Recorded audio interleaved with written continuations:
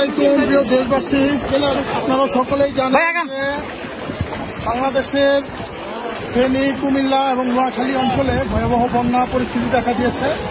এই অবস্থায় বিশ্বাস চরমনায় নির্দেশে আমরা একদম প্রথম দিন থেকেই মাঠে ছিলাম। আজকে আমরা আছি ফেনী। এখানে আপনারা দেখতে পাচ্ছেন অত্যন্ত ভয়াবহ অবস্থা। এটা মূল সড়কে প্রায় আলাম স্টেডিয়ামের সামনে আমরা আছি।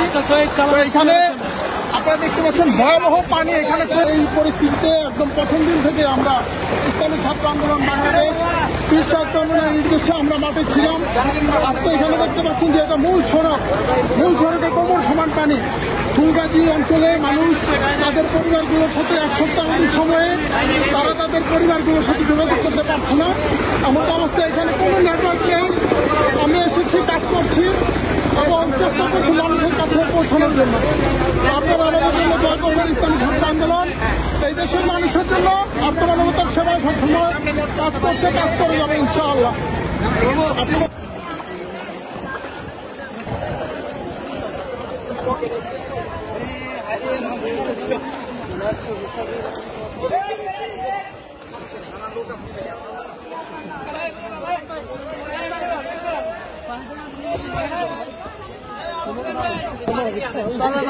পানি বেশি দিলে তলা বাঁধি পানি দেন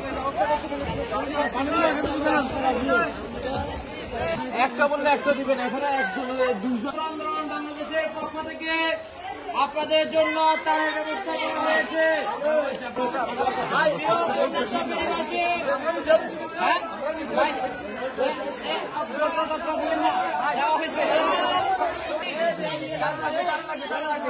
সারা লাগবে, আস্তে আস্তে ভাই, আস্তে দেন, মারুন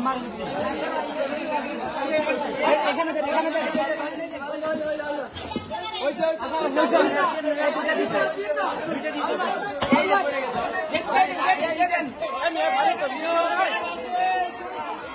আমি তো